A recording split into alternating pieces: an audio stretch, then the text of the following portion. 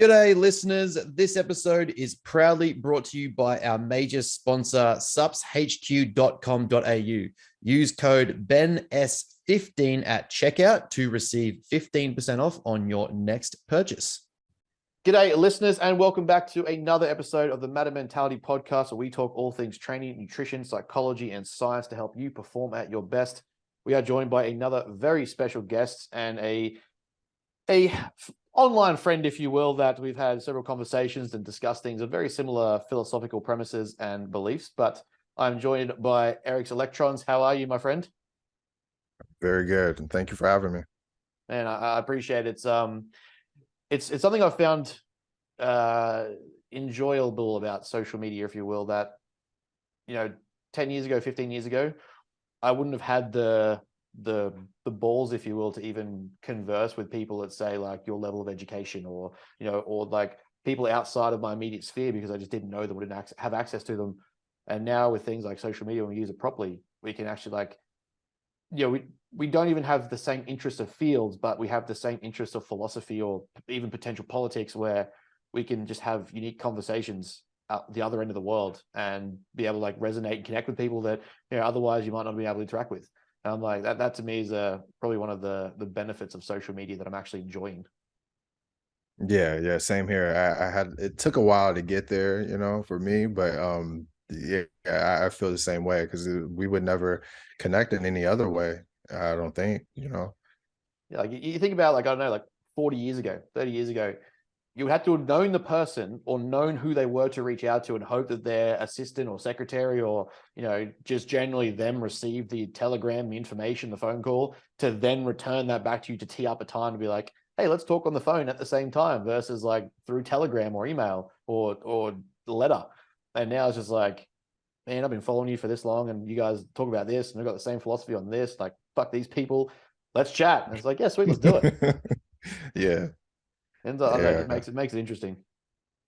definitely. Like, I don't know, it's good to me. It's just sort of like, it just makes the world a bit smaller. Like you just with how big everything can be, it just makes it a little bit easier to interact. But mate, reasons for the invite, if you will, and the premise of the discussion, well, it's going to be deep and across many different things, no doubt. I mean, we share very similar views on things like Marvel, so that's going to be a that'd take up a 4-hour podcast if we wanted to. Give us a bit of background on yourself, because we're going to expand into where you got to where you are, the way you do things, your level of education, what you're studying, but just give us a background to you and kind of a bit more about you. Yeah, so my name is Eric. I go to Georgia State University. My background is in physics. I'm a third year, and I aspired to get into a PhD program because I just really love theoretical physics, and I'm more of a math guy. So, but in Georgia State, what you mainly learn, I mean, well, the main program there is astrophysics. So that's where the majority of my work is in astrophysics, of helping out with research around accretion disks and black holes and some other things. And yeah, that's pretty much all I've been doing when it comes to research. And then outside of that, I do social media. I help grow accounts sometimes, but mostly with my accounts, I focus on critical thinking. I focus on philosophy, sometimes physics. But I like to talk about a whole bunch of things and mix in humor with it, because I just think it's very important to let people know that you're a human, and Yeah. there's so many different sides of you as being a human. And just posting your thing, your profession, it's cool because there are people who are interested, but showing that you're human is a big part of growing a platform and making connections, like we've made a connection. Yeah. So that's basic. It's a very basic background on what I do. Just touching on that, like it's a little bit different here, but it's kind of heading in a very similar direction. But I find with you guys in the States, it's very polarizing or encampment based, if you will, in terms of like, you know, let's say I have a bit more of a right wing opinion on something, but I can also be quite left wing over here. It often gets perceived as like you have to be one or the other. And if you're, if you're not this, then you're that, or if you're that, then you're this. And I find it quite intriguing, if you will, to see from the outside of the country or just outside of your culture, in that that's how it kind of comes across. Like, I don't know if that's how it actually is when you're in it and you're there, but like, you could have an opinion about Trump on this, but you could agree with an independent here, or you could agree with a Sanders over here. But the second you say Trump, you're a right wing F this and alt right that. But if I talk about, some socialism programs that might be beneficial to healthcare, oh, you're a commie left wing, whatever. Is it actually that intense when you're in amongst like political critical discussion? It really depends on where you're at. That's the thing that I've understood. Like if you're on college campus, for instance, and you might be I don't know, at some type of student meeting or talking amongst people, you will get a little bit of that, because people on college campuses here tend to be left wing, but Yeah. they're not just a little left wing, they're a little far left sometimes, or at least they're far left apologetic. Yeah. So, any mention of Trump is like you mentioning Voldemort in the world of Harry Potter, and it's like, oh my gosh, like how dare you even mention that person? Don't say that name around here. They'll even say that sometimes. But if you're just outside and you're like working like a regular job, Mhm. and then there's discussions, most people in my experiences at least, it's been pretty like reasonable that they're okay. Like they might say, oh, the Trump guy is crazy, but I do agree here or I do Yeah. agree there, and it's more casual. So it's not as much like what you see online, because I bet online, like, you see all types of like crazy stuff from the coming out of America in terms of like how they think and things, and those are usually the highlights, and the good and the bad are highlighted. But I would say in most ways you can have those discussions, but it just all depends on where you're at, because I do have friends where I know not to bring up stuff like that because they're just Yeah. way too hypersensitive. You know Yeah. what I mean? And I know that it wouldn't go too well. um and then there are jobs where it wouldn't go well, like discussing your politics either, but it's not nearly as bad as it looks online. But it just really depends on where you're at. Yeah, that makes a lot more sense. I suppose, like, Yeah.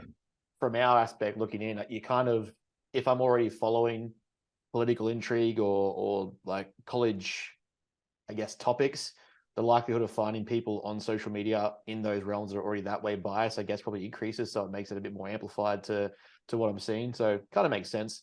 But yeah, I just find it interesting how polarizing it can get. Even if you are at a campus level, which I find the most interesting thing, is that campuses or university is supposed to, as you sort of elaborated to previously, you're supposed to be teaching critical thinking, but it's not, in a sense that you can literally be so polarized and just fully absorbed into one side of the spectrum that therefore everything else is wrong if it's not in complete alignment with what you say. But as we know, in any form of research or science or critical thinking in general, that's just not how life works. It's not dichotomous in any sense. It's not mutual exclusion at every level. There is, overlap, intricacies, interactions, nuances. I can think this, but also think this. I can centerize here, but it just ends up with these, I guess, like you said, it might be more dominant on campuses, but these polarizing exclusion dichotomies that, no, this is how you think. And if you're not thinking like me, you're wrong. But that's not critical thinking. Yeah, and I actually have a story that's really interesting about that. In my undergrad, very first year, I remember taking a critical thinking class. I believe it was, and it was philosophy, or it was like philosophy 101 or something. And I remember it was like the first or the second day, the the professor went on like this rant about like Trump, like Trump bad, like type of rant, and he just wouldn't stop. Like he would like he would talk about certain things, of course, and in the course, but then he would just randomly stop and then just rant about Trump or rant about like whatever he disliked. And it was so weird because it was obvious that he was like emotional about these things, and he couldn't even like properly argue these things, and he had a clear political blind spot. Um, but yeah, I mean, they are supposed to be teaching critical thinking. I mean, and ideas are supposed to be entertained in university. That's the whole point of a university system. You're supposed to be able to explore these ideas and really have the best thinkers like try to solve them to the Mhm. greatest degree, and greater questions are supposed to arise from those ideas, but that's just not happening a lot of times.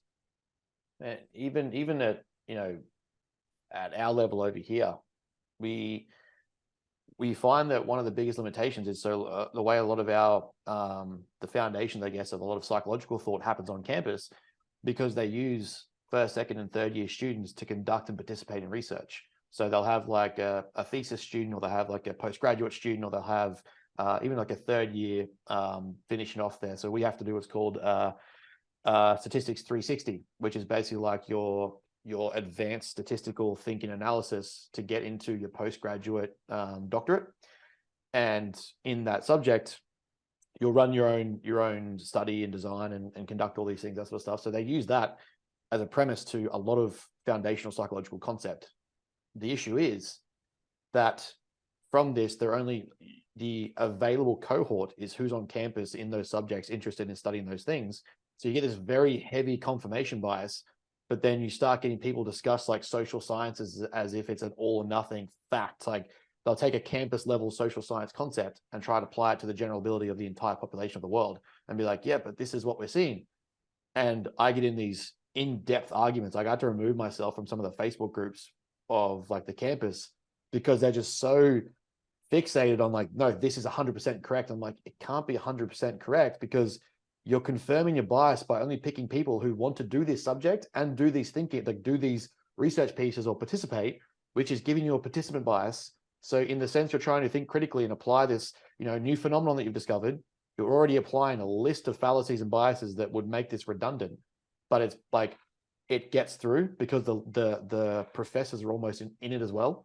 Like I've had so many discussions or debates around things like social sciences, social psychology, the way they fuse certain subjects together, and like it's like a mixture of like gender and critical race theory and this like theory, and you end up with like these forced opinions. And then like, yeah, but see, we're showing these results. This is what we're finding in literature. And I'm like, you're finding it because you want to, and then you're making me have to answer it. That's not critical thinking, and I shouldn't be a first year having to tell you that, let alone be a third year having to tell you that. Yeah, I mean, and that's the part that frustrates me. It's like they should know better, and you're looking at them, and there's a part of you, of course, it's like, oh, maybe I could be wrong because they have these credentials and everything, and they know something that I don't know. But through regular critical thinking that um, credentialed ignorance is still ignorance, and they should know better, and that's the reason why really I'm I'm probably most critical of the social sciences and stuff because I think it's so important. I Yeah. do think that the social sciences are super duper important, but what you just talked about is stuff I see here, and if they don't fix that, one, people outside of the field, they're not going to appreciate it. They're not going to Mm-hmm. listen to what comes out of it. And then two, a lot of the policy decisions that are behind these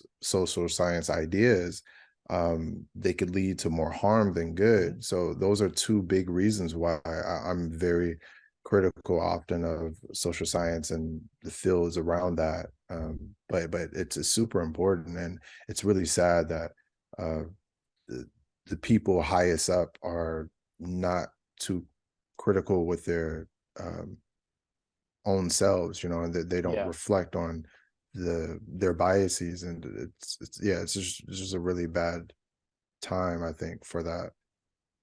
Yeah. And like the frustrating part to me is that the social sciences, social psychology, especially as a field, has done some profound work in the past to just understanding human behavior as a like a more population level phenomenon. Like when we go through things like confirmation, and we go through things like bias, we go through things like conformity, you start to see things like the Asher experiment, the Stanford prison experiment. You start to see like looking at the prison guard experiments. You start to look at the post World War II experiments on like on prison encampments. All these things, and we can even see it crosses over into things like sport performers. One of the first ever social science, social psychological tests was actually done on a group of bike riders because they were finding that bike riders in a group were riding faster than at an individual level, though none of them had changed in sort of like fitness levels, max VO2, training styles. It was just this this idea of what came to be like a competitive theory, in that riding as the group, everyone wanted to keep up at the same pace. But if you're riding by yourself, you don't have a pacer. And so you see like social science, social psychology has this interesting aspect to it, but it's starting to get weakened as a science because it's being washed out with so much crap, if you will. And that's the part that really starts to frustrate me. Because I got into the subject, I'm like, man, we're going to learn about conformity, the Asher experiment. We're going to go through the like Stanford prison experiment. We're going to see all this stuff, and it was like maybe a third of that, and I was like, that's not what I signed up for. Yeah, that must have been really disheartening. But let's go back a bit, because I think listeners, like a lot of listeners and clients and stuff are also quite educated in their realms of study. And in Australia, we have a very different system, I feel, to you guys. I want to know a bit more like what led you to, I sort of ask you this off camera, what led you to your selection of university? What was that process like? Because we see on TV over here, XYZ athlete has chosen this campus, and it becomes this massive deal. Or like, who are you going to? And we're going to Georgia Tech, and we're going to MU, and we're going over here to whatever else, Yale, all that sort of jazz. Like you're almost defined by the campus you pick, and kind of your identity starts to become fused with where you go. So what led you to saying like, this is where I'm going? Well, I would say that decision started in high school. I've always been into self-study and science and, just learning myself. I was always a bookworm, but I was a horrible student. A horrible student. I'm talking about the type that would never do homework, wait last minute to do a project if I did it at all. And looking back, I think a lot of times it was because I was bored. Mm-hmm. I was bored with the teaching style, was bored with Mm-hmm. other things, and I just didn't work hard enough to do certain things, and because of that, it led to bad grades. And if you have bad grades here, then the types of schools you get into, your access kind of, it's denied when it comes to like the big schools. Uh, and at the time, I wanted to go to school, but also be a student athlete and do basketball because I was really good at basketball at one Mm-hmm. point. And I had some colleges look at me for that, but I had injured myself. It wasn't like a huge injury. I just fractured my knee playing basketball, but that led me outside of basketball to do other things. And then I saw how political basketball could be, and I didn't want to get into that. So my decision to go to the college that I eventually chose was just basically due to like what was available. I Mm-hmm. didn't have that many options available. I think I got accepted to 4 out of the 15 colleges I applied for, Mm-hmm. or maybe 3, actually. So it was a thing of, okay, so you want to go to this college or not? And I did. I moved all the way across the country because I'm from California originally. Yeah. Wow. And yeah, I moved all the way across the country to Georgia, and my family followed me like soon after that. So, I had a little bit of a safety net, but I chose to, I did like half a year of college, and then I chose to uh, not do college anymore. Like I don't know what it was at the time, but I just fell out of love with like the whole thing, and I dropped out. I worked, and I worked all the way until I was about 25 or something, and then I got back into college, and that's, you know my current stint in college is from that. So yeah, my decision was just based on what was available. I barely got into college when I decided to go back in because I wasn't practicing my math at all, and my math scores were so low that I barely met the standard to get into that college. So I had to take like the really low level math, and then that motivated me to uh, study like myself and learn, calculus, because I went to a really horrible high school too, by the way. I forgot to mention that. The academically, it was like one of the worst high schools in my region. And so I didn't learn calculus there. I didn't learn like any of that higher. I think the most I learned was like algebra, and it Yeah, was wow. I had a very basic understanding on that. So I didn't know Like when you say statistics really well. I had to California, was learn it like statistics. LA, California, or a bit outside of there, or? The Bay Area, so that's Northern California, it's Oh Oakland, yeah, San yep, Francisco, like yep, around there. Yeah, yeah. yep. So yeah, so that's the area that I grew up in. And it wasn't a really good area. It just there was just a lot of stuff with that. So yeah, my skills were really low, and I had to learn from the ground up that, because I was always good in reading and writing. Like my Hmm. score actually for reading and writing was really, really high, both in high school and like the placement test for college. But my math scores were not high in high school or, in the beginning of college. But I did eventually teach myself all the math that I needed for physics, because I really wanted to do physics. And yeah, that's how I got to where I'm at now. It's such a we have a very similar, almost like a career path, but like entry. Like for me, I didn't get into, I didn't apply to uni until, like for me, my parents' thing was always like, get yourself a trade. I want to go professional with football and try and get a contract with the NRL, like play rugby league over here. And then the trade was kind of like secondary to that. So it was like, get yourself a safe trade, learn carpentry or electrical or something like that. And then I had a car accident, injury got in the way. None of that ended up working out. And then I was like, right, well, what's the things I love? Coaching people, training, bodybuilding, going to university. Like I want to study psychology, understand human behavior, human performance. And so I didn't get to go to uni until I was like 20, 27. I didn't start. So that to me was like, I would have been, I think I would have been on the same premise as you, like listening to that. I know for a fact if I had tried to go to campus at 19, 20, 18, I would have failed. Without question, I would have failed. I did not understand me enough. Same. I was at the same level like you, where I was mostly at school to play sport and try and make a schoolboy level of sport, try and go on from there and do something with it. That to me was like the foundation of what I was doing. And then after that, it was like, okay, so what's next? And if I had have got with my attitude at the time to go to a campus, I just did not understand enough about myself mentally, philosophically, psychologically, how I learn, how I study. Like I was, you know, teachers bordered on telling me like, I'm just going to fail you because I don't like the way you approach learning. But learning to me was quite unique on the subjects that I was interested in, super focused. Like I think in my modern history class or my social sciences class, my history class, I set like one of the highest grades for the subject they run for like 4 years. And I was like, so how can I go from that to then I go to other subjects and I'm getting like C's and D's and basically being told I'm going to fail. So that was to me like I had to figure that out. Very similar process to yourself, which is quite interesting. Yeah, yeah, it's very interesting. Yeah, and then it's the same with me. It was like the subjects I really, really loved, I did great, but the subjects that and then the crazy part is I love math. Like Mm-hmm. when I was in elementary school, for instance, I was in like the higher level math classes and all that.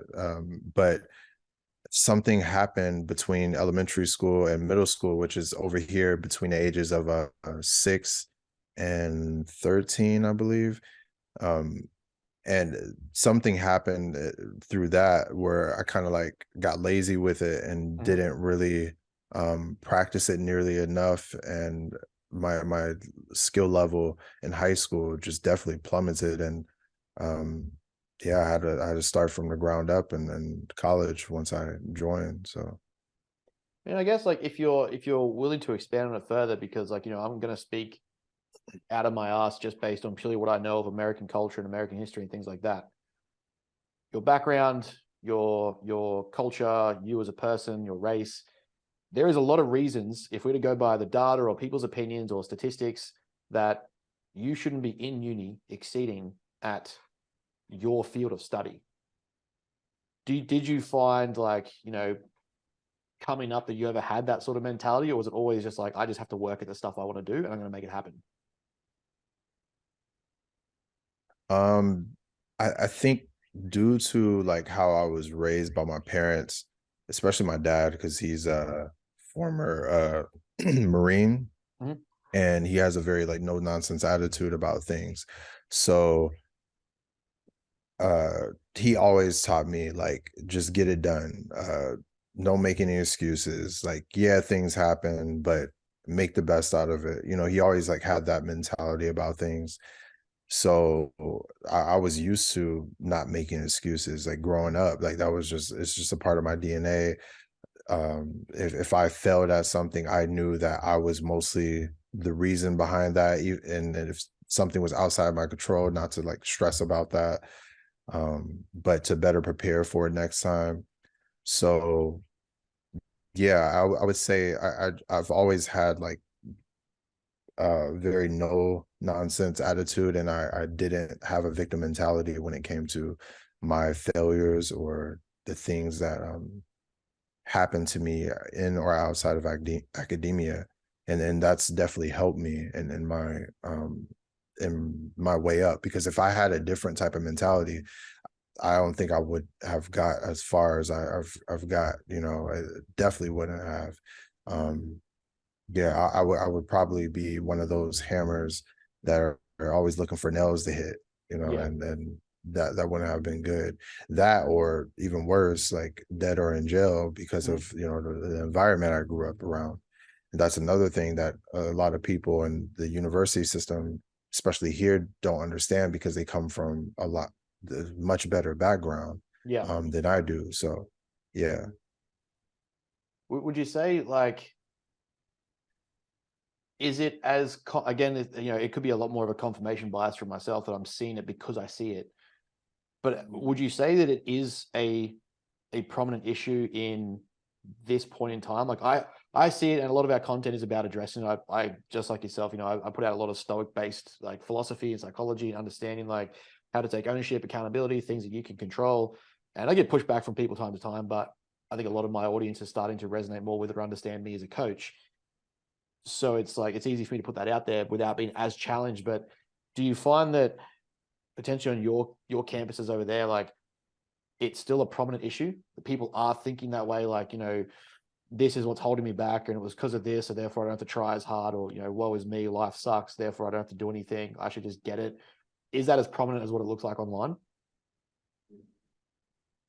Yes, and I think especially on a college campus, it's definitely like that, because these people are coming from very affluent backgrounds, and the most that they had to go through was their parents saying no to them going to some party, or Mhm. uh maybe some drama at their high school or something. You know, Yeah. they're not used to like going through like actual things, you know, be it life and death situations, or really uh really bad things. But yeah, I see it being a problem mainly on college campuses, and obviously in politics, and I mean, even in sports, you know, there are a lot of athletes that come with that mentality Hmm. when it comes to their personal well-being and their personal training, and you will see how it trickles down into different aspects of their life, and it's really sad,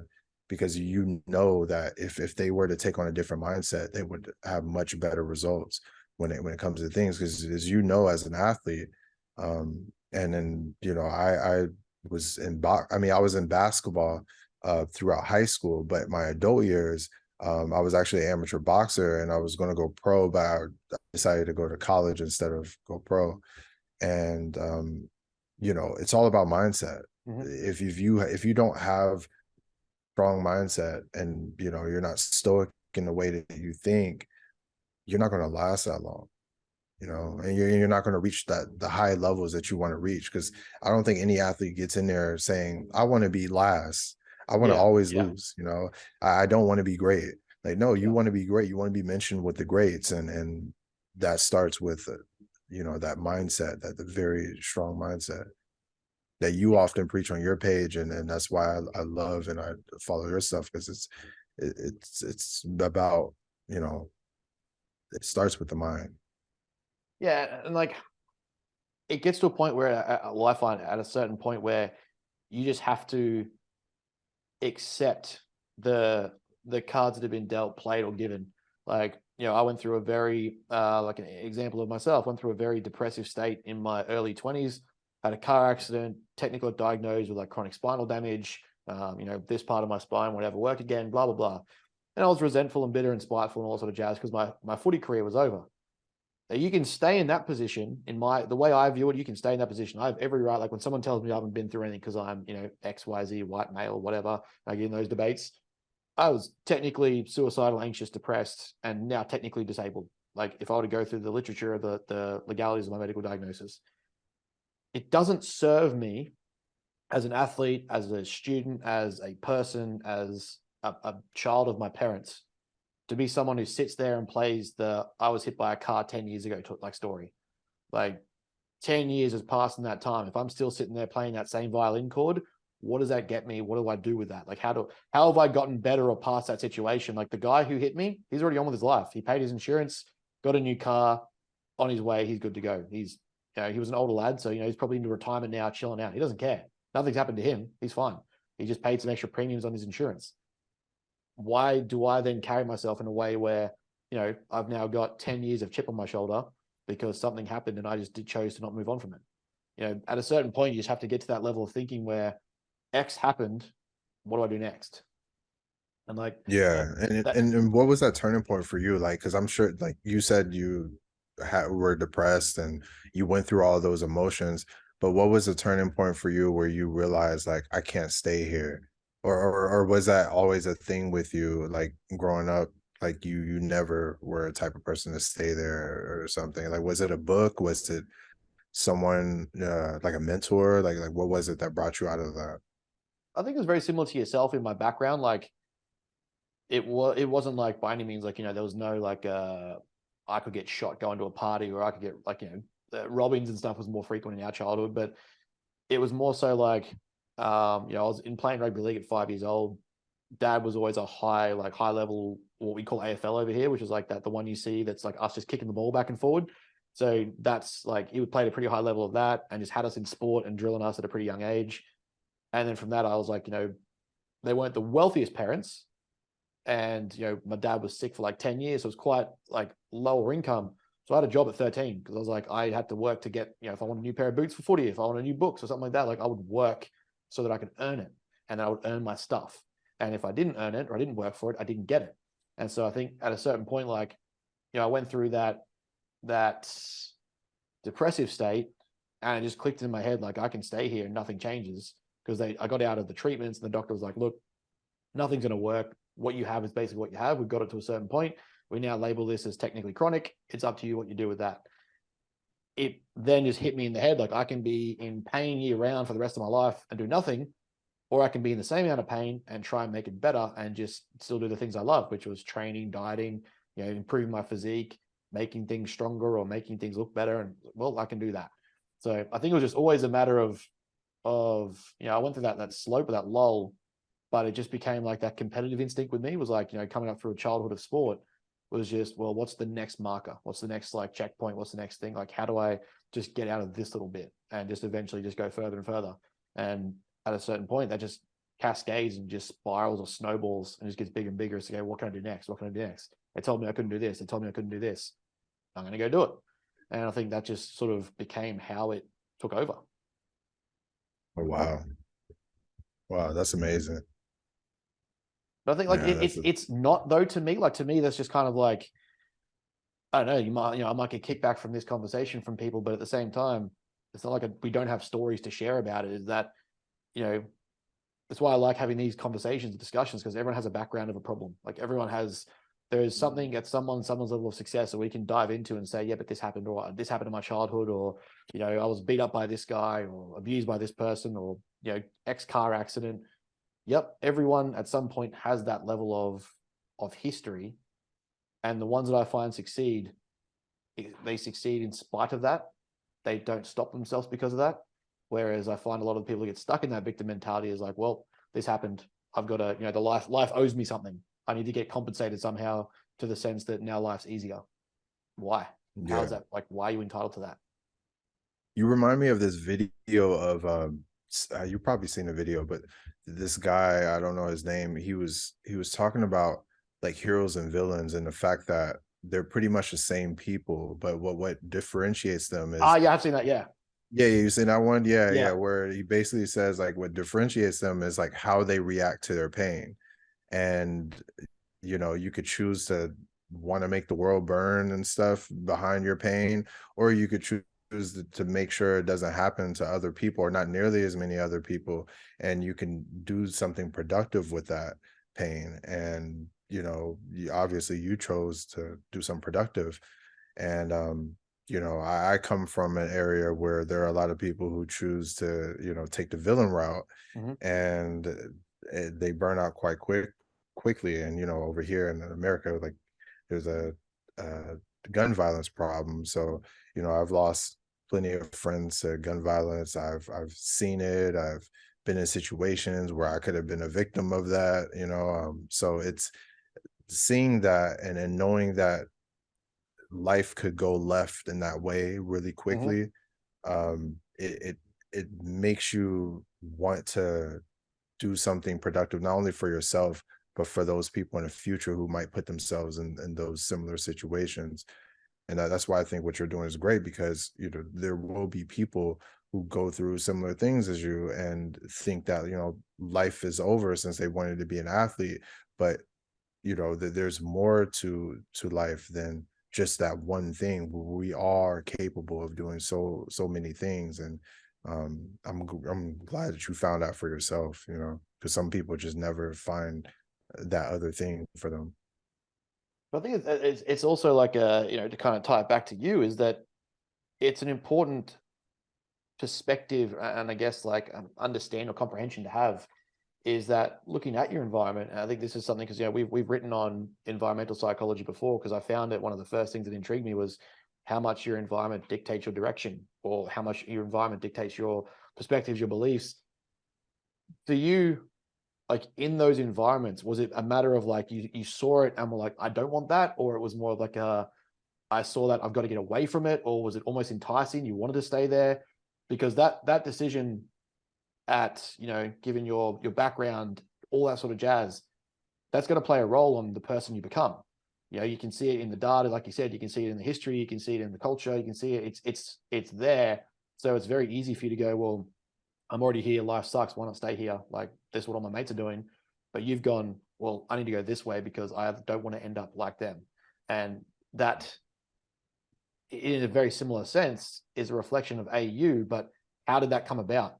Because you have to be at a certain point to be able to recognize, I can see what's happening, I don't want it, I need to do whatever, like the next thing, or get away from this, to literally swap. Which I know somewhat to a degree in America, to be able to move entire parts of the country is a big deal. Like, you move away from everything on the West Coast, and you now like East Coast America, and you're like, yep, I'm here now. Like, that's a big shift. Yeah, it's totally different. It's totally different world. Like, the things I heard about like Georgia, for instance, before I came was, oh, there's tons of like KKK members, and it's Yeah. racist and this and that. Being in California, because California is very liberal, very left wing, and often very far left sometimes. And so, yeah, I was hearing like the worst things about it, but I was never scared of any of that stuff. And honestly, I like to put myself in like uncomfortable situations so I could see how I react. And I just like testing that. And I like new scenery and Mm-hmm. learning about different cultures. Like whenever I go to a new place, I don't like going to like touristy areas. Like, I like going to, the actual town, and seeing things that the regular townspeople get to see, and experiencing like those things versus just the touristy stuff. But yeah, so you asked me like, was I like tempted by like that lifestyle, or was I like, I must stay away? Yeah, And was there I kind would of like say a like, shift there? yeah, yeah. It was all of that. It was Yeah, honestly, it was all of that. I'm not familiar. I mean, I'm not. I don't know how much you're into like American movies, especially like the gangster movies or like the a mob lot, movies or a something lot. like Yeah, that. Oh, yeah. okay, okay. Well, yeah. Anyone who's like interested in it, you see in those movies, like the villains in those movies who are doing like all these violence. They're not just like some like these like crazed people with like no friends and all this other stuff. Some of them are very charming, some of them are Yep. very like cool people, some of them look out for people that Mhm. are not a part of that lifestyle.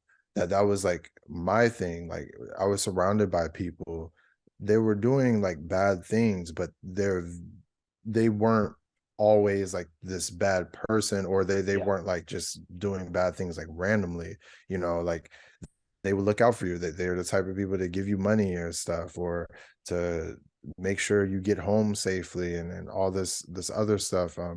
It's it's a very complex problem, I would say.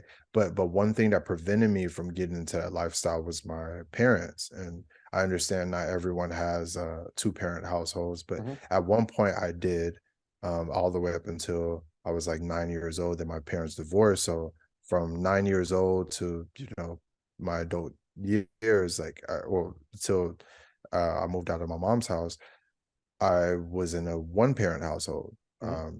And there were a lot of people that I went to school with that was too, but a lot of their parents were on to them, and didn't focus on like their mentality and how to handle certain situations. My parents prepared me for these situations by telling me the long game. Like, if Hmm. you get into this will happen, then this will happen, and then this will happen. And then there's these other possibilities, and you can get lucky, but this is what happens to most people. We used to watch movies, like they weren't the type to be like, oh no, you're too young to watch Yeah. this movie about killing. That they will show it to me, but they'll also tell me like, this is what happens when you get into this lifestyle. So Yep. I knew about the lifestyles of people in gangs, for instance. I knew about the lifestyles of drug dealers, and although they make fast money, that money is usually used on lawyers, and then they either can get killed or sent Hmm. to jail because what they're selling isn't legal. So I knew about that very early on, and that prepared me for when I could have hopped into that lifestyle. uh, but I knew that the long game to that, it just wasn't worth it. And all those types of people still were my friends or my acquaintances. um I never like fully immersed myself into that world because I knew better, due to my parents. So I think a big part of it is, you know, having, it doesn't have to be a parent, but just some type of a mentor to focus on your mindset, and then to show you the long game. And then most young people, especially over here, they just don't have that. They Yeah. really don't. And especially where I'm from, they really don't have that. They have like older brothers and cousins that encourage them to do the bad stuff, because just imagine being in high school, or like between ages of 13 and 17, and you have the ability to make like $10,000 in a week. Yeah. You'll feel rich doing that, and that's why people get into drug dealing. Or imagine like you're getting bullied, and you know you you you get beat up real bad or something, and this happens like over and over, and you have friends that are a part of a gang that could provide protection for you. You're going to feel the need to, have that to some degree, and that's why people get into those lifestyles a lot of times, and especially in California, like Southern California, the gang culture is even worse because you have neighborhoods where you're born into it. You're Hmm. born into a neighborhood that's literally a Crip neighborhood or a Blood neighborhood, where you can't wear certain things. I mean, even in Northern California, they would tell you not to wear. So like I couldn't wear this shirt in North California at my school. They'll say you had to wear other colors like black, or you could wear yellow or something like that, but you couldn't wear solid red shirts, couldn't wear solid blue shirts, even though gang culture wasn't as big in Northern California. But like that's a real thing. And those temptations are there, but I'm very grateful for my parents for putting that foundation in me to be able to resist those things. Yeah, that's an awesome, I guess, like ability to have, I guess, like you said, a lot of people don't have that. It's actually a very Mm, interesting, like, kind of tie back to, as we're talking about social psychology. We use this, and we talk about it pretty extensively in the sense of looking at like World War II. There's this really weird push, and when people look at like a group mentality and conformity in that regard, everyone always has this high and mighty, high moral perspective that, like, I never would have been I'm not even sure if YouTube is going to censor this type of wording, but I never would have been a bad German, if you will, in World War II. That's, those guys are monsters and blah blah. Yet we see in the research, and quite clearly, and it's still prevalent in even things like gang culture, in group mentalities, in peer pressure. The likelihood of you being said German in 1944 or 1941, if you were born in 1920, is almost the statistical probability. It's actually the maximal. It is beyond probability that you become that same way, because that was what was normal and looked at and secure and safe. If you didn't do it, you were much more ostracized. You were, kicked out of town, or you were literally abused. You were treated as like an alien, a gypsy. Like, they would have just ostracized you, and you're off to camp. And it blows my mind when people get their perspectives on things like, X bad guy is bad guy because of exact this, or I'm the good guy because exactly this. The reality is, you're the good guy in your scenario because you were born here, and that's all you've had to contend with. You haven't had, I saw a really good a quote that was, you don't know. I think it's by Dr. Peterson. It's like, you don't know that you're a good person if you've only been exposed to good situations. If you haven't been challenged, if you haven't been philosophically, psychologically tempted, or potentially put into a place where those parts of you could be shown, and the shadow that you have, as Jung puts it, could come out, you don't get to tell me that you're a good person, because you haven't actually been exposed to it. I would argue someone who's been, potentially shown their teeth and chosen not to bite is a much better person than someone who's never been in an environment where you need to show teeth. And it's like that clear example. Like, you've had that potential to be that background. Like, you have no business being at university. If we're to go down that route of like mapping out that life trajectory and kind of what took you away from it and where you ended up, you have no business being on here talking to me about physics when 99.9% of your friendship groups were probably doing XYZ activities, group activities, sucking into that same group mentality. These guys will keep me safe, make me a fast buck, you make sure I get home. Oh, I need new sneakers because these guys took mine. They're probably all there provide and all that. But by the time you're 17, also, by the way, here's a gun. You're now part of it, and you got to do the same thing. To be able to look at that and go, well, yeah, I can see that's the route that I'm heading. I don't want to do that. I'm going to go over here instead. That's like something that I don't think a lot of people really, they don't possess it. Like, people just don't possess that ability to think. Like, you're clearly showing critical thinking ability at a young age to be able to make that decision and that distinction and say, I don't want that. And I'm going to go over here instead and focus back on my studies and kind of get myself back in that position away from this bullshit, because I want to make 35, 40 years old versus 17. yeah, yeah, and there are tons of people that are really young that know that they're going to burn out um very young, and burn out, what I mean by that is by like die or go to jail. And it's just really sad.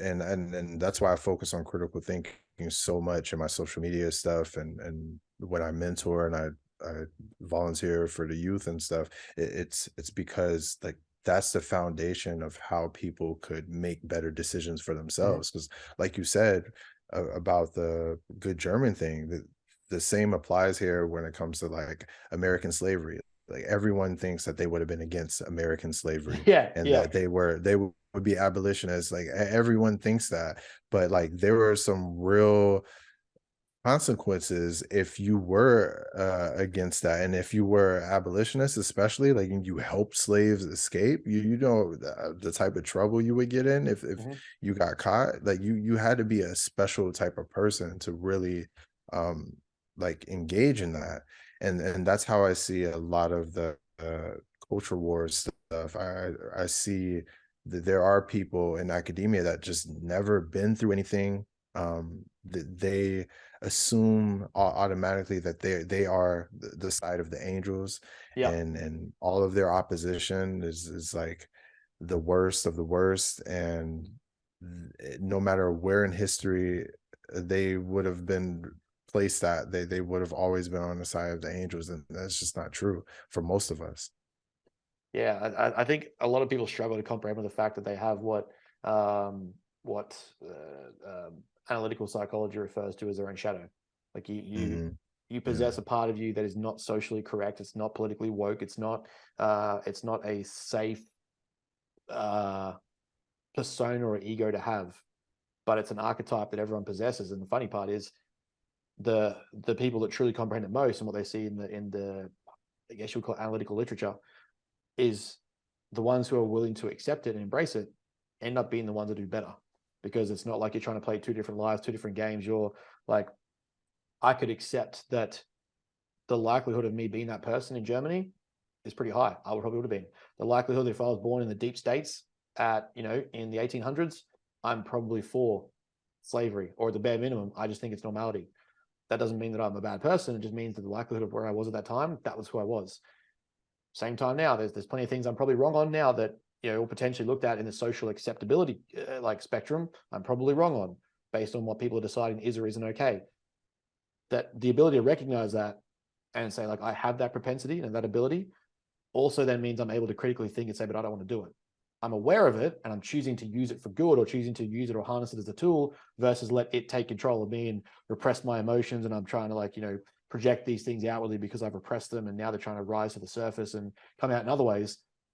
The people who I think are on that woke totem pole that really try to project that notion of morality and high righteousness, I don't think they even possess that ability to recognize that you could actually be the bad person. Like you have that potential, and you're just not capable of recognizing it, which is ironic to me because they're the ones that will push the most opinions. But yeah, it's an interesting concept when you dive into it.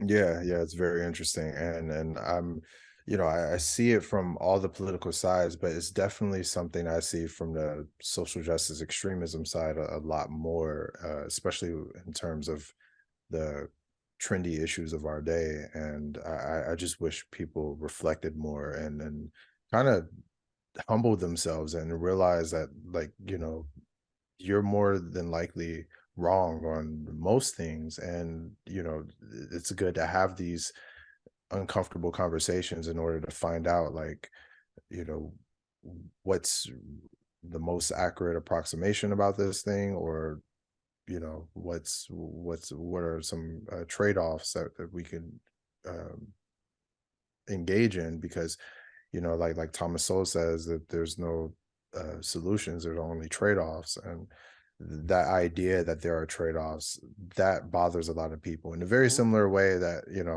randomness and probability bothers a lot of people. um Nassim Taleb, I think his name is, he talks about that in one of his books. But yeah, I find just the ability of people like having an issue with things that aren't like certain. Mhm. I find that interesting, and it all influences the culture wars in many ways. Yeah, it's which is probably most interesting, right? Because that, in a sense, we're on campus. That's where the critical thinking is supposed to occur, like we sort of talked about previously. In these subjects, they're supposed to be able to recognize, especially if you're doing like whether it's an arts degree or whether you're doing a science degree. The whole point we're supposed to look at is nothing is like, if we look at any form of science, nothing is ever a fact. It is in fact just that it hasn't been disproved, or that there is the evidence is leading towards this is the likely occurrence. Like when we look at psychological literature or any like form of that, nutritional science, sports science, it's not so much we look at any null hypothesis. It's not that this thing is proven a guaranteed fact.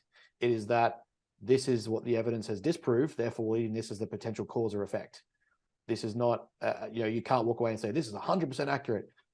But the ones on campus are the ones most saying things like, X, Y, Z spectrum, and this letter is this, like, this is how identity works. It is 100% fact, and this is different from this by absolute. Like, you just can't think that way.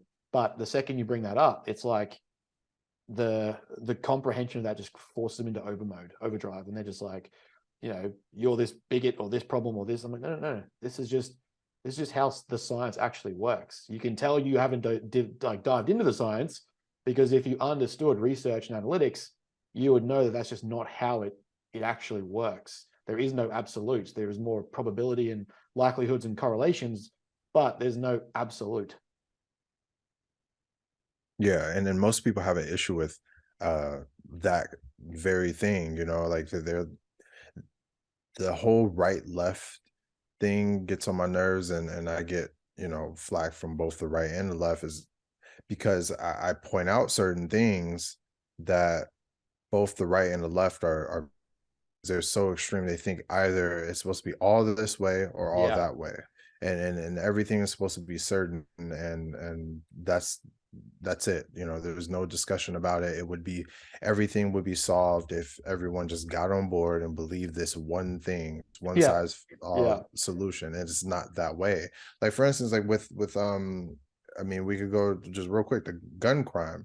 Like, that's a very complex issue, and of Mm-hmm. course, you know taking all guns away would reduce gun crime, but you can't necessarily in a culture where there are like so many guns in circulation. I think You can't statistically now just it's like take away 120 per people's gun. 100 for you guys.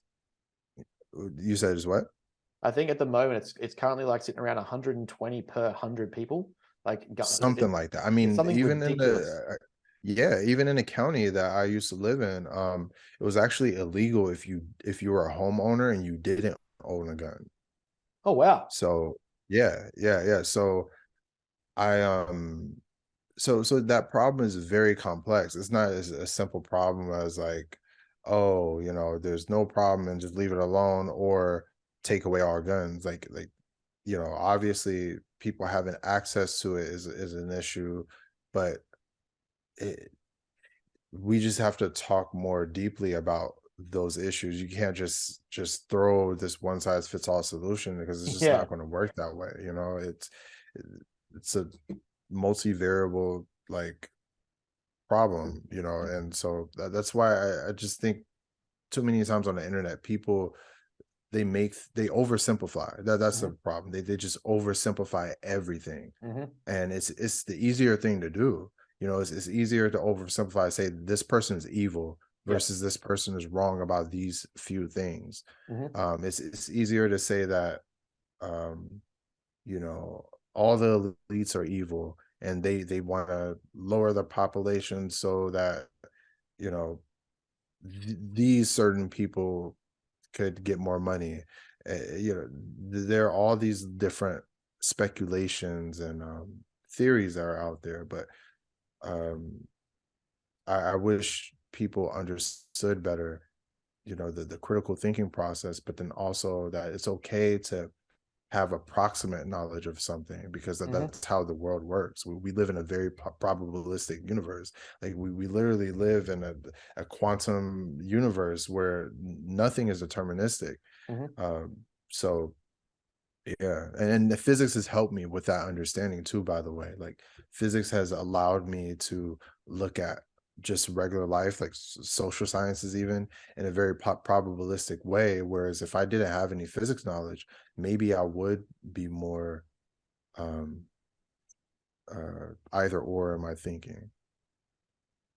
I think there's something to be said for the majority of the sciences, if taken with the right lens, that it should correlate to the rest of life, right? Like, the foundational premise is the scientific method and critical thinking, and we're not looking at, like, if you look at it properly through any lens, like, regardless whether you're doing engineering, physics, quantum physics, like, you're getting into mathematics, psychology, sports nutrition, sports science, the premise or the underlying principle is the same sort of thing, where we're not establishing absolute fact. We're looking at what is probable, what's likely, what is occurring here at some degree, what's responsible for it, and then how do we critically apply this? And I think this is something that in our realm of study, in the sense of training nutrition psychology, is people that don't know how to read literature, they'll grasp something they've read, and that's their identity. That is the fucking everything. Like, part of camp, low training intensity, part of camp, low carbs, part of camp, like insulin carbohydrate model, instead of understanding first principles and how they work. And they just latch onto them because they don't actually know how to read the literature, but then critically apply what they've read, or critically apply to their clients, which is something that I've really struggled with in debate and discussion.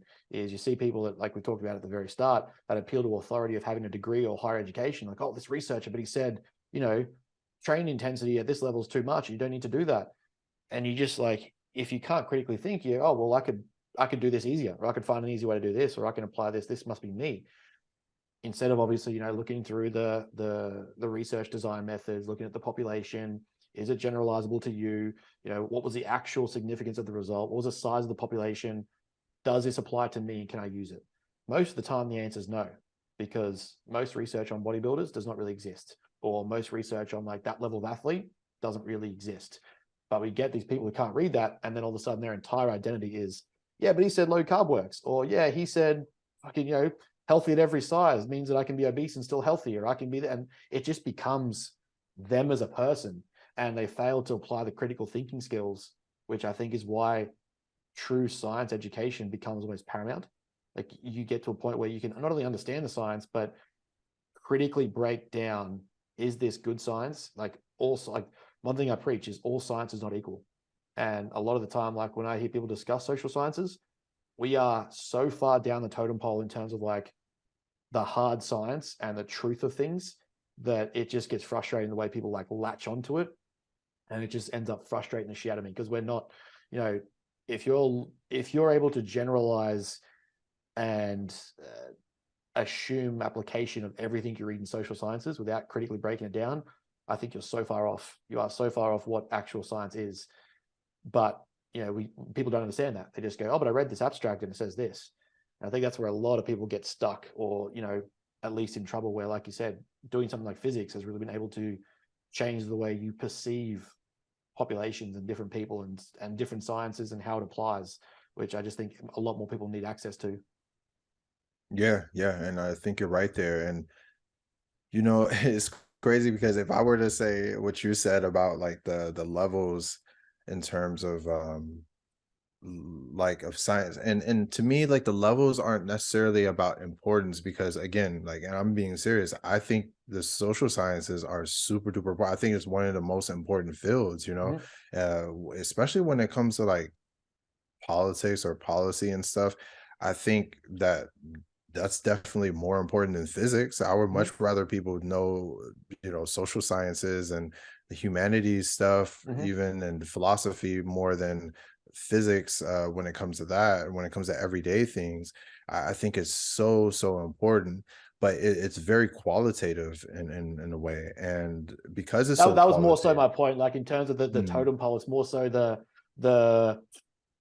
the quality of the science, or I guess the validity of the science, I find is quite, like, when I look at say, I was having this conversation with someone the other day. We look at, like, say, military sciences.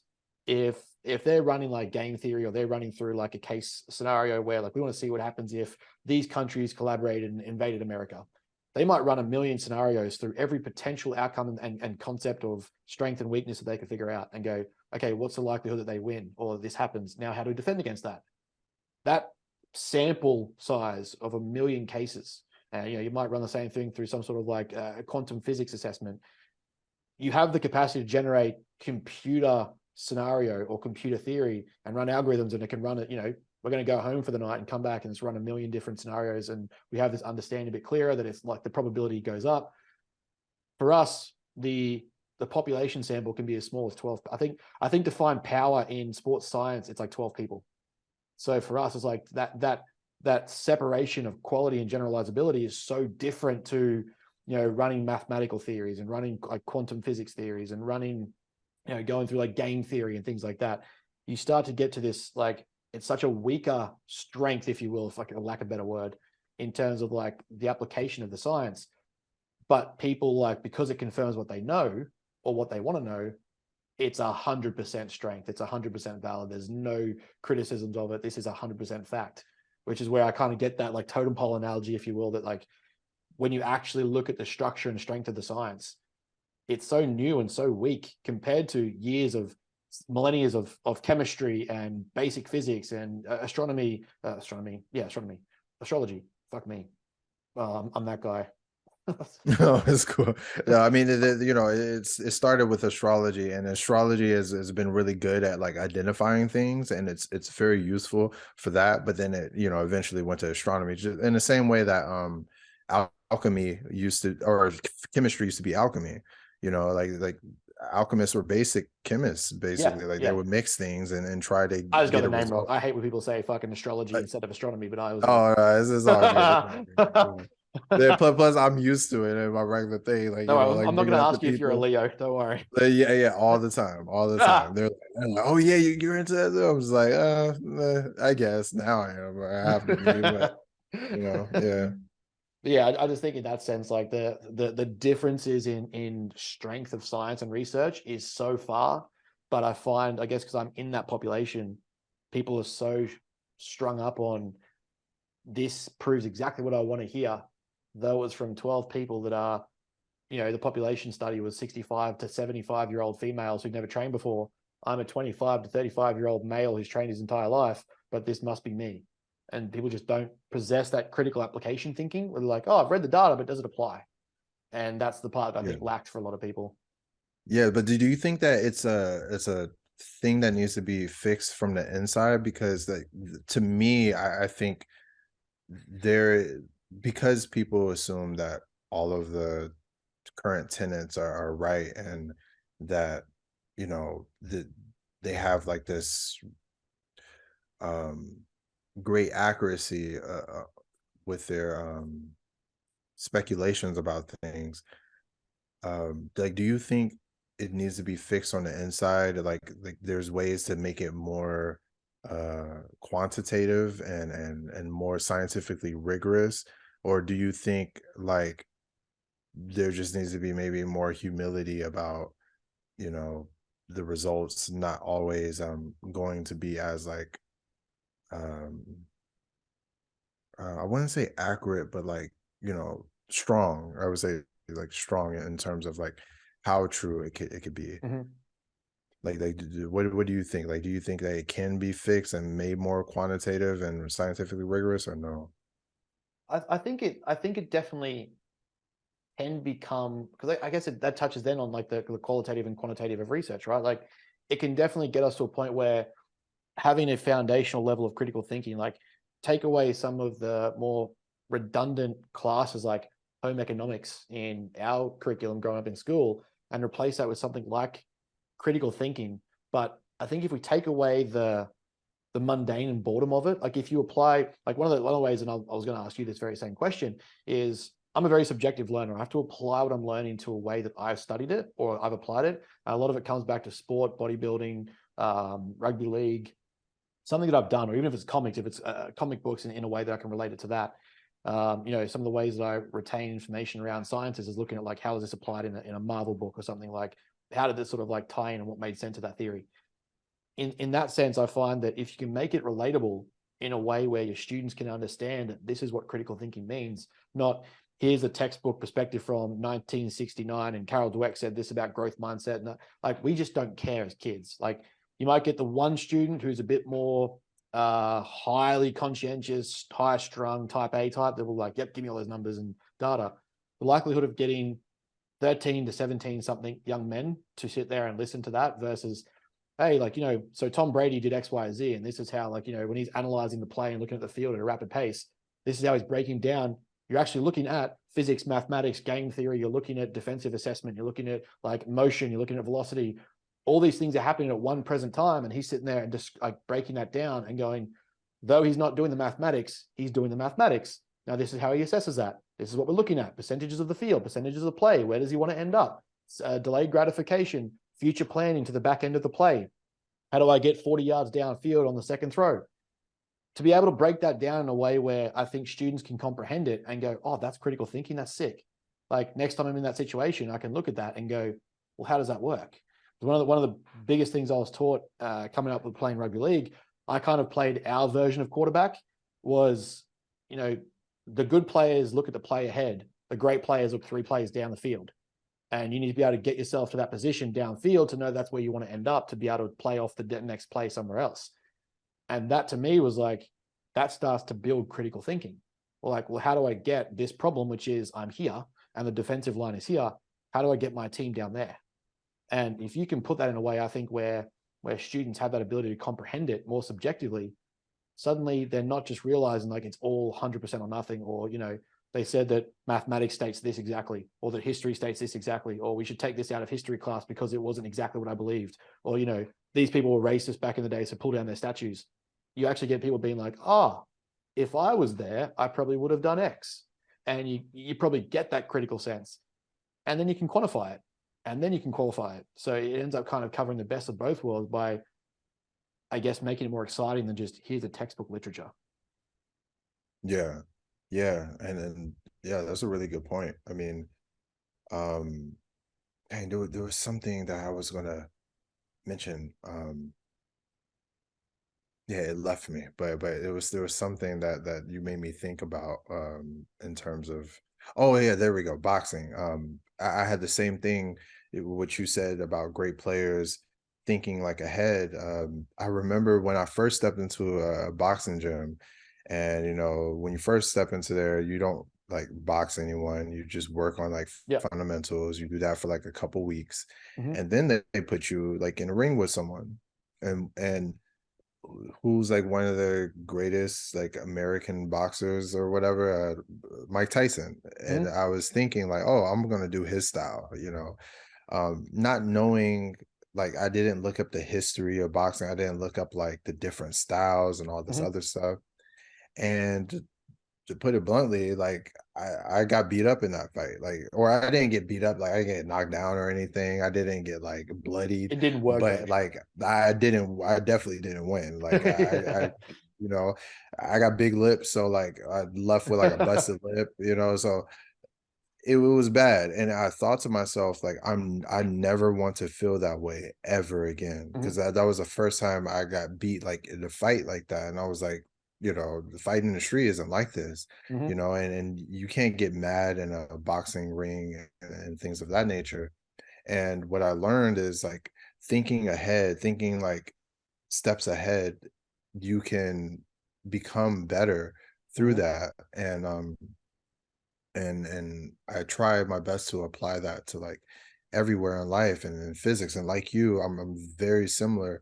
Like when I learn something new, I relate it to boxing, or I relate it to physics, or I relate it to just or music because I'm really into music. So something I really know, and I grasp it better. And Mm-hmm. when I'm talking to younger people about critical thinking skills, I usually try to relate it to whatever I heard them talking about, whatever is popular at the time, just something that they could um grasp Yeah. a lot better versus like showing them the formulae for logical arguments or something, because that's not going to do anything Yeah. for them.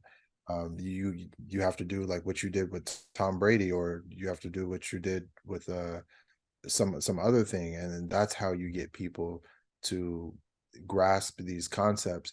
But one thing about academia that made me really fall out of love with it was the fact that there are people they've taught these things about critical thinking, that they went through multiple classes of philosophy, Mm-hmm. and yet they don't apply that outside of their Mm-hmm. discipline. Like they could be great scientists or great intellectuals, great in their respective field, but you take them out of that field, start talking about anything. It could be sports, it could be politics or whatever. They're all of a sudden they don't apply that Yeah. anywhere else. And that's the thing that really blew my mind, learning about like other academics. And it's not all of them, of course, but there's a great number of them that do that, especially when it comes to politics. Yeah, 100%. I completely agree in that regard. Where it was interesting actually because that kind of leads to a point around Carol Dweck discussing growth and fixed mindsets. Like if we were to kind of talk about a way in which you can quantify fixing that perspective, is looking at the research around growth and fixed mindsets. And his extensive work that Dweck did through the late 80s, early 90s. She actually had to come back and reassess it and reestablish her piece in one of her papers. She re-examined and sort of clarified, because a lot of people were becoming like, there's this weird idea that you are either, and this is the ironic thing, you're either all growth mindset or you're all fixed mindset. You were, I'm a growth mindset because I'm a philosophy teacher. But then, like you said, you go home and you are completely fixed in your views about political theories and critical race theory and mathematics or the economy or gun laws. All of a sudden, that growth mindset that you had, where you're open to conversation and potentially being wrong and looking at how you can get better, straight out the window. And so she came back and sort of had to explain, is that on this spectrum of growth to fixed mindset, it's actually across different domains of your life. You need to be able to reassess and look at, am I, like, just because you're a growth mindset around bodybuilding and nutrition doesn't mean you don't have fixed perspectives about internal biases or certain beliefs or theories that you might hold true, things about the economy or homelessness or the gun crisis. Like, the likelihood that you have a complete growth mindset entirely across all life is a load of shit. There are going to be things that you are focusing on growing, and there'll be things that you think they're just right, so you don't have to fix them. The true critical thinker is able to recognize that I need to grow across everything. I need to be better at all things that I can do, whatever that is, and actually expand on all things that I'm currently interested in and other things. Look at stuff I don't like that I'm not currently studying or trying to get better on, and realize that you can be better. And that's sort of like, she reassessed that, I think, in like 2016. Her first theories came out late 80s, late 90s, mid 90s. And people were just getting so, again, polarized by the camp of, no, I'm a growth mindset. Growth mindset leads to success. I must be that thing because I want to succeed. Not realizing that also anyone who didn't think like you was wrong, and your way is the only way to think, and these beliefs are your beliefs and therefore they're true. All fixed perspectives. But you had a growth mindset about one of your subjects at uni, or your field of study. And it's just got me thinking that she literally had to come back and reassess that entire philosophy and that theory, because people were polarizing the growth versus fixed mindset, which in and of itself is an irony, because you're supposed to, if you're a growth mindset, you would know that you're not entirely a growth mindset across everything. Yeah. I love when people come back and reassess, their opinions or their thoughts or their theories on things, Mm-hmm. especially if they were some type of innovator in their field or paradigm shifter. Like Einstein had a moment like that, where he was doing the math for um, the uh, the universe, like when it comes to like how it's expanding and the Big Bang and everything. And in his math, it showed that the universe was expanding. And he was like, no, that doesn't make sense that it's expanding and accelerating. Like there must be something wrong here. Like the universe must be static. It's not Mm-hmm. expanding. So he fixed some things in his math to change that. But then Hubble made some observations, and it showed that the universe is expanding, Mm-hmm. and not only is it not expanding, or not just expanding, it's accelerating, and it's accelerating faster and faster, which goes against our intuition. So originally, his original results were right, and so he had to go back.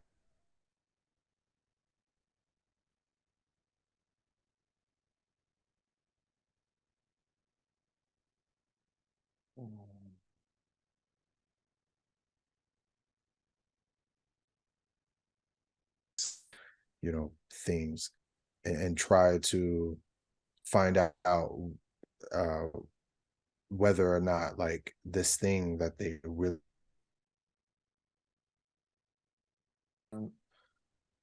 Sorry, we just got a bit of a internet. I guess it's the one limitation of international conversation is internet capabilities. Australia's a little backwards in that sense, so it's probably us, to be fair. But yeah, you're expanding on the idea of the fact that Einstein had to go back and revisit his own work, which again is a sign of critical thinking from a critical thinker. Yeah, exactly. And then that's really important. I think everyone should go back to the drawing board on their beliefs, especially the tightly held beliefs that we have, and really think about whether we should abandon it or keep it or revise it, you know. There's something I want to just touch on quickly. We're going to ramble for like 5 straight hours. Is looking at like your background, your philosophies and things. We're very similar in a lot of aspects. I've got a feeling I'll understand your opinion on it, and I think you'll have a pretty strong opinion on it. But the way we encourage environments and being all in on things, but also like understanding the type of client we work with, I look at balance in a very different way to the way people in like a social sense refer to balance in Australia. And I hate the average lifestyle guru in Australia that they're pushing at the moment, or they tend to push this idea that, you know, a true life and a fulfilled life has balance in all things, and all things are even and equal, and energy is equally distributed. And we know that's just not true in fucking even in a universal sense. The idea that everything is in balance and you want to exceed it stuff just doesn't land. Now, I kind of coach it in a sense that I base it off a client's level of goal. Like the greater their intensity of goal, the greater I will say, like, look, you need to go in on this, and we need to cut away some things here. We need to work on these behaviors, your environments, your friend circles, all that sort of stuff. If someone wants to get on a bodybuilding stage, the likelihood is that there is no such thing as balance. Balance to us is relative to the goal we wish to achieve. Looking at your route of study, mentoring people, critical thinking, your history and background, how do you perceive balance in a sense of like achieving something as significant as finishing an undergraduate in physics, or going on to do something like a PhD, or expanding to your next realm of study after that? You wouldn't have, like, if we looked at balance, I think over here one of the theories they push as balance is like, you know social life, family, friends, relationships, health, exercise, sleep, work. Like, there's so many of these lists to what goes into to balance. I look at that and I go, I maybe commit time to 3 of those things because that's what I can dictate and I can give. But to you, in a sense, like, how do you quantify balance? And then, is it even something you can achieve? That's a really good question. I look at the overall goal and try to quantify it through that. Like, so, well, when it comes to school, and when I started and I wasn't really good at math, I spent an I don't know, almost incalculable amount of hours just trying to learn like the basic concepts, learning it to where I'm solving problems in my sleep. And most people would say like me having no social life and all that, like there was no balance there. But I had a goal, and I wanted to meet that goal. And it required almost becoming like obsessed with learning this thing. Mm-hmm. And so, I guess, and of course, there are healthy ways you could do stuff, and there are counterproductive ways you could do stuff, and productive ways you could do stuff. But it's when it comes to balance, to me, it just depends on a goal, Mm-hmm. and I just have. I'm not gonna say I have an obsessive personality, but when I really want to learn something, when I really want to be Mm-hmm. great at something, I go all in, and I'm dedicated to it. Like for instance, if I were to come to you and be like, hey, I'm gonna do this boxing match and I wanna gain 15 pounds and I wanna, gain it in a healthy way, but um, you know, still keep the dexterity, still keep my like athleticism. I don't necessarily want to work out as if like I'm doing bodybuilding. I want to Mm-hmm. work out as like I'm a fighter. Like having that. I know you will be able to build a plan to where Mm-hmm. I meet certain goals and stuff, and I'm focusing on that one thing. So like from the outside looking in, it doesn't look like balance, Mm-hmm. but it really is balance, I guess you can say, in terms of like where I want to go and get it. So I tend to agree with you, or that there's not really a such thing as balance necessarily. It's just more so like, I guess, like what's more productive, and what's better for you to reach that certain Mm-hmm. goal. And um, it was hard, like trying to figure all that out because, like you mentioned, with like if you were to get into college when you were 18 and try to like, go through, like you didn't know how to study, you didn't Hmm. know like different things about yourself. It's the same with me. Like I didn't know, I had to learn these things, like learning math. You try all of these different study techniques. You try all the trendy ones, you try the not so trendy ones, and you see what works best for you. Hmm. So that's how I figure things out. Just figuring out what works best for me. And then sometimes that took a little bit of an obsession, but it worked. I think like it's like bodybuilders always look through the lens of extremity, but I think it's no different to any other succeeding goal or like extreme sport, if you will, or just extreme endeavor. Like you put something on the cards, like a master's, for instance. Like I want to go down the route of my master's once I finish my undergraduate and go down that realm of psychology because that's where you get your doctorate recognition. It's you can't physically have what others might deem balance. Like you can't have those underlying areas where you've also got to include this much time with friends each week, and this much time with family each week, and this much time with you know XYZ, a part-time regular job or a full-time job or something. Like these things that people determine against, I guess under the bell curve of normality as balance become a hindrance. And it's something that I think a lot of people don't quite comprehend, which is why I wanted to ask you that same question. Was it doesn't just apply to bodybuilding where we absolutely like the greater the intensity of the goal, the greater the sacrifice is required to achieve it. It's just almost like you could quantify that as a theory, like that needs to be understood that it doesn't guarantee the goal, doesn't guarantee the result, but as that goal, I guess, scales in extremity, so too does a level of sacrifice and lack of balance that you'll have. But at the same time, for most people I find that enjoy that life or enjoy the lifestyle of what they're doing, the extremity thinkers, balance is really just balancing the things they're doing in order to achieve that goal. Like you sort of put it, I'm not trying to balance 10 different areas of my life. I'm trying to balance three: my training, my business, and my study, because those are the three things that get me to where I am. It's got the friends that I have, the relationships I have, but I have relationships that understand that. They comprehend that I'm not available 24/7, or I'm not going to come out drinking and partying. They'll engage when we can engage, and that's about it, because those three things are the priority of my life at the moment. That's what I need to do. And I think a lot of people they'll look at a big goal, go to university, get on stage, change their body composition, get in a boxing ring. And they're like, oh, but I've also got to see these friends and see these people and still maintain this social persona and still go out here. And I was like, man, you look at a Kobe, for instance, he literally every conversation of Kobe around like group mentality, they would go out partying, he'd be at the gym when they're coming home. They'd go out and do XYZ, he's at the gym training. He's coming back from training. He's going to another session of training. He's at the gym before the game earlier than everyone else while they're just waking up and getting ready to have their first meal. Like the ones who are extreme and the ones who are succeeding at such a degree, they don't have balance. There's no balance there for them. They're just looking at that and going, well, what do I need to balance in order to achieve this extreme goal? Yeah.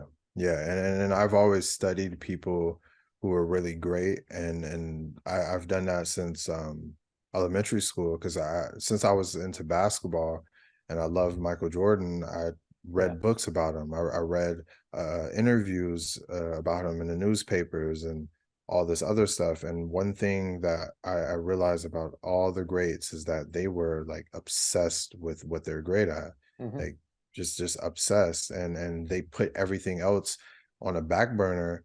But the reason why we know their names, the reason why they've achieved so many great things is because of that obsession and that lack of balance. Mm-hmm. So yeah.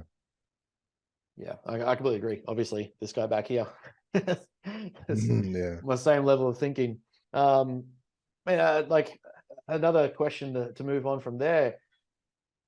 Given your realm of thinking, like your realm of study and passion, is there anything at the moment that you're currently working on that's like that level of exciting? You're like, I can't wait to see this theory come out, or this research paper we're dropping is doing X, Y, Z. Like, are you at that level of excitement with your work at the moment?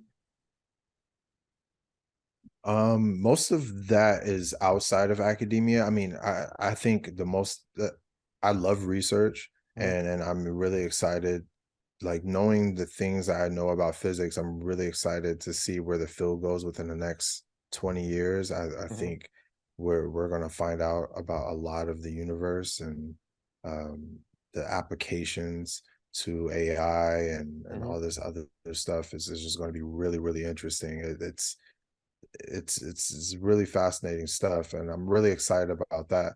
But I think now I'm mostly excited about like more entrepreneurial stuff, more artistic and creative stuff, Hmm. um, because I'm working on two books at the time.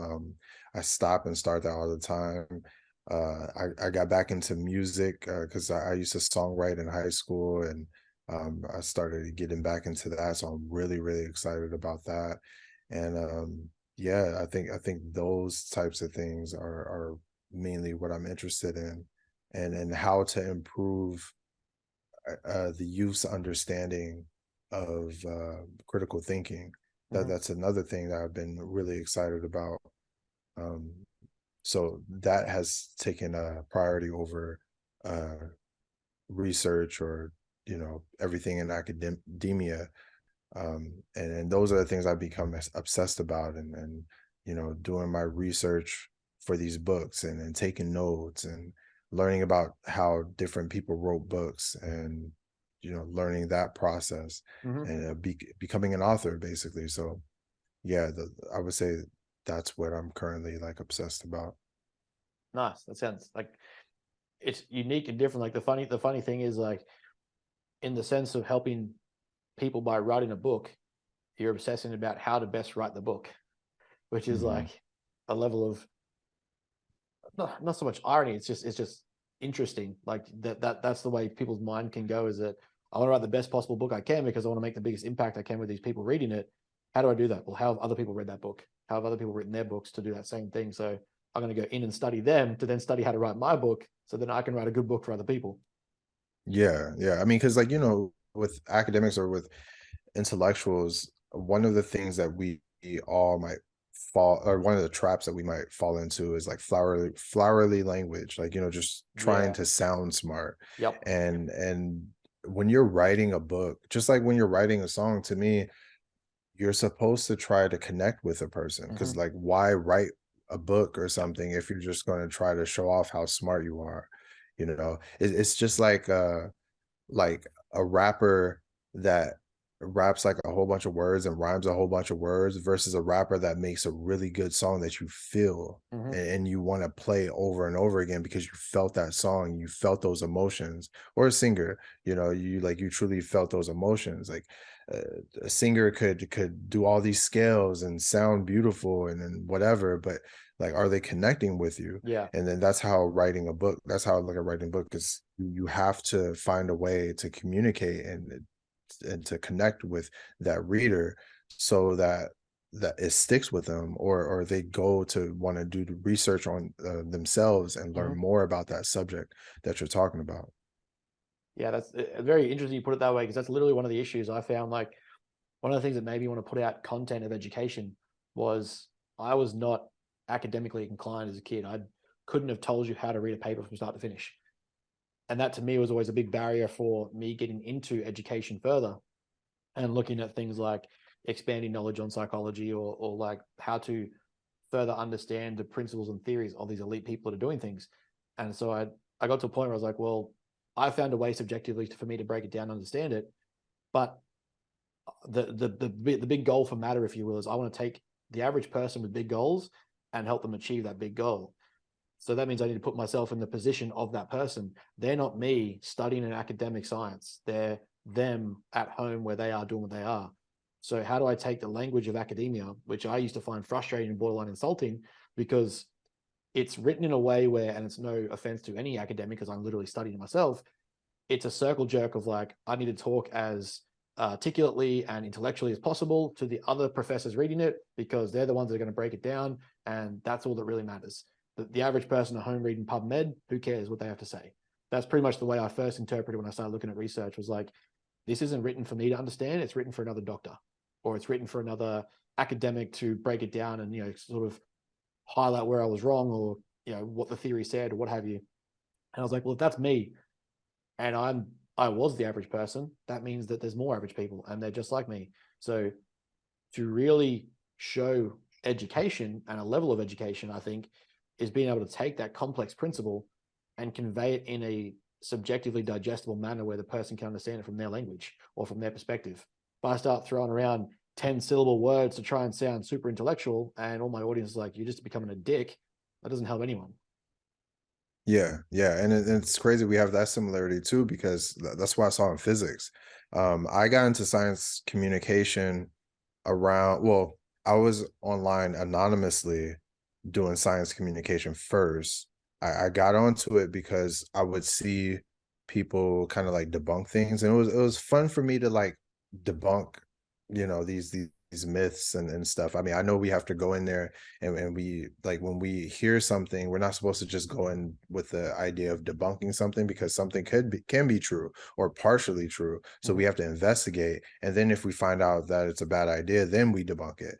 But like that's how I started. I started like debunking like, the uh flat earth stuff, and then moon landing stuff, and then just I think stuff about GMOs or something, and just different things that and I would do this, and then eventually when I decided to like put my face to my profile, I think it was around 2014, 2015 when Mhm, I started. Well, I started, yeah, I would say 2014, 2015. And I started doing memes, and I started making my own memes. mhm. And that tend to work. Like there were people who would come to me and be like, you made me look up this thing because it was in a meme and it seemed funny, but I wanted to know more about it because I Mhm. want to get it. But that wasn't a thing. Like I was told by certain scientists at the time, like, I don't know if that would connect with people, or I don't think that would be appropriate. And you're using things and it has cursing in it, for instance, or is using this music or whatever. I don't think that that's effective and blah blah blah blah. But now, if you look at tons of science pages, like they're doing memes. I'm not saying I started memes in the science space at all, but I was definitely like when I started, that wasn't a regular thing that Yeah. science pages would use memes and all that. So yeah, I mean, just it's finding out how to communicate physics in a way and critical thinking that and in a way the average person could consume it. That's what motivated me to start my pages as well. So I'm with you on that. Yeah, it's interesting, like just the way that you can identify that problem. Because like it's one thing to be in a circle jerk of other high intellectuals that get off on outsmarting each other, and who can use the most syllables and words in a sentence that sound the most complex that mean the same fucking thing. If I can tell you that a calorie deficit and a calorie deficit is the same thing, it doesn't matter how you achieve it, versus you trying to tell me about the Krebs cycle and metabolic pathways and the biochemical breakdown and how this converts into ATP via pyruvate, etc. I'm not a better coach because I can overcomplicate that or make that sound smarter. Nor does 90% of my audience give a flying F if that's what comes up. But if I want someone to understand that, look, it doesn't matter what diet you take or do or use to lose weight, the main premise is the law of thermodynamics, and that is you understand calorie balance, energy in versus energy out. We need to understand that we can't destroy energy. It's either converting to a save state or we're utilizing it as fuel. That's it. You get someone to understand that in a simple way, and all of a sudden, like, oh, maybe I should start tracking my calories. Well, what's a calorie? Well, what's a protein, carbon, fat? Now we're expanding their interest in the subject versus like, I just used a 10 paragraph structured outlay to try and discuss eating less food instead of just saying, hey, Yeah. like, here's how you eat less food. Who do you think is going to And communicate a little bit more efficiently with the general person? yeah, and that's the most effective thing to do. I mean, it's all about knowing your audience, because obviously if you were talking to maybe your peers within the field, and like you had to like really go in depth, because like sometimes you do have to go into depth about the certain concepts. Like if I were to talk to relativity about, I mean, to talk relativity to a relativist in physics, it's different than I would talk to about relativity to an audience, Mhm.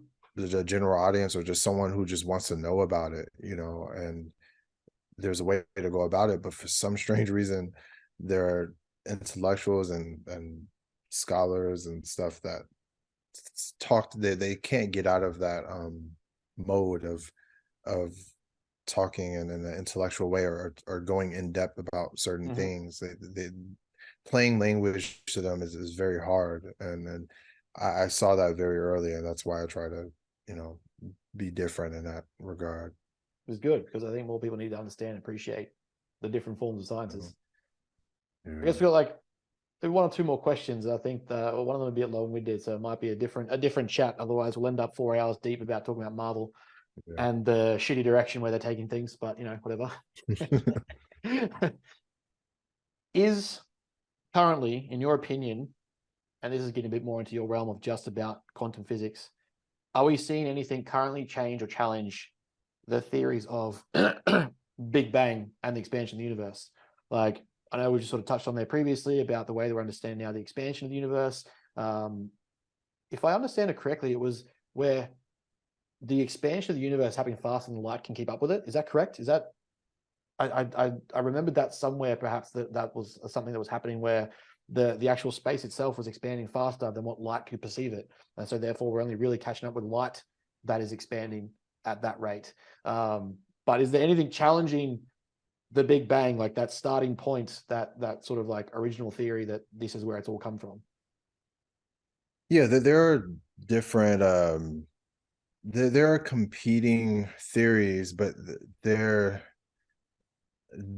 not necessarily near the competition of the Big Bang. The Big Bang is definitely the strongest that's out there. Like there's a many worlds interpretation of, you know, multiple Mm-hmm. universes, and that we're just one of many of those, but we have no way of detecting what's Mm-hmm. outside of this universe, or if there is an outside to our universe. um there's different like uh quantum theories, but they're all based somewhat in the Big Bang theory. Like a lot of the alternative theories, the Big Bang still happened, and Mm-hmm. the expansion still happened, but there are other things like that result from that. Like, you know, there's the thing, there's a big bounce, for instance, like, or the yeah, the big bounce, like where a universe expands and then it contracts, it expands and then contracts, like type of thing. Mm-hmm. um but those theories, they don't have nearly enough evidence for it yet. I think the strongest maybe is by a physicist who worked really closely with Hawking, and he was like, you know, his friend, Roger Penrose. Yeah, Dr. Roger Penrose, his uh his theory of cosmology is probably the strongest out of all the competing theories. The many worlds interpretation doesn't have really, it's pretty much a speculation, honestly. um but uh but yeah, I would say that the Big Bang is definitely the strongest, but there are probably like five other ones that, you know, are in the works, but they're honestly, I don't hear them being talked about Mm-hmm. and in regular conversations like a lot. There are some people that that's all they do research on, but yeah, it's nothing to get excited about, I would say. I read uh one that blew my mind. It wasn't that the Big Bang didn't happen. It was more so around we look at time in a very linear fashion, and almost like a wrong way, in the sense that there's like a start point and an end point. And so we view the universe through, well, the Big Bang happened, it started, therefore there was this. And there was a theory of what is it? Well, for every action, there's a positive and negative reaction, I think was the premise that they were sort of discussing. And the point was around the fact that, well, this action has occurred, and that is the Big Bang exploded outwards. Like it's gone this way. And that started from the original. Like it started like that was the original foundation of the universe point, and it's gone out that way. But if it went that way, it had to mean something had to have gone that way. And it was kind of like this premise of time and where the way it existed was that we're looking at time from the beginning from this view, and that's the universe we're in. But the other side of the bang was that the universe had already existed, or it was like it was made in a way almost like it was like at its end point. We've sort of looked at ours through the starting point, and then this whole theory came about as if this idea that we're looking at the Big Bang as just this side of the equation, and then there was a whole other side of the negative, I guess, if you would, was that time just it started from its endpoint.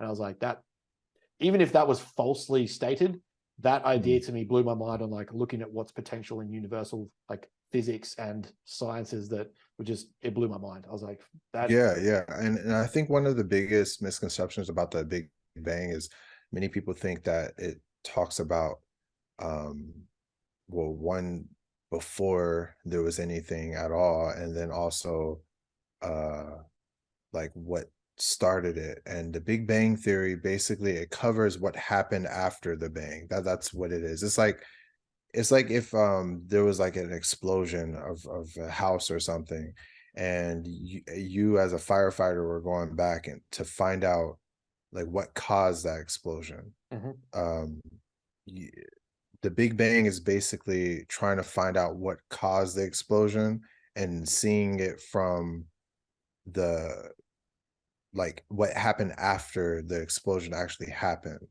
um and then the damage that's done. Mhm. uh and but we don't know what happened before, and we don't even know if there was a beginning. There may Mhm. not be a beginning, like you just stated. It doesn't say that there was a beginning. It's just more so that there was a point in time to where this great expansion just happened, and now the universe is accelerating that in the way that it is. So yeah, like when you get into like stuff about time, it does get trippy, and it's really mind blowing.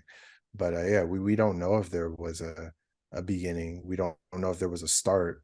Um, we just know that this Big Bang did happen, and the universe is it is because of that uh, chain of reactions. I actually had this interesting, I remember years ago, I was in like in my high school years, teachers hated when I used TV shows to explain concepts or theories. Like they hated, like I would use like Simpsons, Futurama, Family Guy, etc. Like because they would always touch on it just enough where you could learn about it, and that has sparked my interest. Mhm. And I remember reading about like the Futurama and the way that they used dark matter from that alien, Leela's little toy, little dog pet alien thing she had, and it would poop out dark matter, and they would use it in the dark matter engine of the Planet Express ship. But it was like the way they explained it was like uh, understanding time and space in such a way that I then started to grasp. I was like, wait, I'm looking at time and space as two different things. It's just relatively like it's the same in a way in different contexts. And they were sort of discussing one of the limitations was moving at the speed of light is impossible. But what we can do instead is bend the space, which then shortens the time. And I was like, that's how we create a wormhole. And it was like basically taking a piece of paper, cutting two circles on either end, fold that paper up, and now that circle has shortened the distance between 2 points. And I was like, holy fuck, that is like, why can't all scientists explain science in a way that is like Simpsons animation or Futurama and just make it that easy? I was like, that just completely changed how I view reading about physics. Like that's to me, I was like, Yeah, that's fucking awesome. yeah, then that's the beauty of like bringing like art and science together, because Mhm. artists are like the great artists are great at making things understandable, Mhm. especially the artists in the fields of like film or TV shows. Like they're really good at like The Simpsons, for instance. There's a lot of mathematicians that work on The Simpsons. Mhm. Tons of mathematicians. Like there's a whole book on it actually about like the little hidden math secrets of the Simpsons and stuff. And at first I thought it was going to be one of those things where people are just like overthinking things, but Yeah. I didn't know. But they actually hire mathematicians that just wanted to get into the TV business, and to help them write these scripts for these shows. And that's part of the reason why I try to mix art and science Mhm. together, and I try to study artists just as much as I study scientists. It's a way to better connect with people, since artists are usually better at connecting with people than intellectuals are. Yeah, yeah, I Yeah. definitely think they've got more of the social skill than I say we you probably tend to have on that level. Mate, we're gonna ramble forever, but I've taken up enough of your time. I No, no, appreciate you it's stopping cool. on. I appreciate you giving us your time and chatting and expanding because, like we both sort of established here is that critical thinking, regardless of the direction of your study or interest or ability, needs to be comprehensive and understood and sort of expanded further for a lot of people. It exceeds, I think, just the thing you're studying. It's something that I find with bodybuilding, like I post all the time, is I say bodybuilding is often the vessel by which I coach high performance.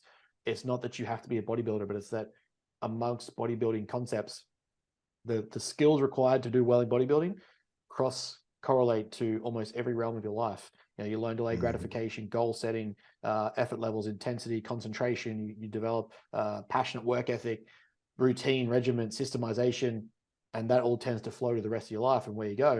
And very similar premise here is that being able to apply critical thinking and environmental assessment and looking at yourself critically and saying, can I be better or be in a better position or get myself out of this shitty position? The same thing applies. Like that will go beyond just what you're studying. You'll start to apply that in all aspects of your life. 100%, and I'm all for it, and that's why I love what you're doing, and I try to you know meet with people who are on that same like thing of trying to push critical thinking, because it's so important. Critical thinking can save your life, and it could really make your life so much better. But the way that it's taught, the way that it's applied, even and misapplied in Yeah. many cases, it's sad. But luckily, there are people out there like you who are pushing it in a way and putting it into things that they're passionate about, and that's why people flock to you, and that's why you have clients and stuff. So yeah, I love what you're doing, and I hope you really keep doing what you're doing, because it's special. Appreciate that, man. I appreciate that a lot. Yeah, And same to you, obviously. I look forward to engaging more with a lot of the work you're doing, and hopefully we can get some more America trips out of what we're doing that we can actually link up and get some training in and talk a bit of shit and probably have another long-winded conversation. Um, definitely, many. to finish us off, where can we find you? Where can we link up with you and send listeners to view more of your stuff that might be interested? I'm mainly on Instagram and Twitter, but I also have a Minds account. Just type in Eric's Electrons, and usually it'll pop up. I am going to start posting on YouTube a lot more. I want to start by first having you know just small videos that are 5 to 10 minutes long, but I'm going to start having people on like yourself, and having interviews or conversations just about random things, and doing that. But that won't be until like months from now. But yeah, you can find me on Instagram, Twitter, Minds, and and YouTube. I think that's pretty much it. I think I'm on TikTok too, but I don't really post on there that much. I tried that once. It wasn't my thing. I tried to Yeah, post there. I was yeah. like, It's really hard to like keep up with all that, but maybe I'll try. But yeah, just type in Eric's Electrons and I should pop up pretty much. awesome, my friend. I appreciate your time.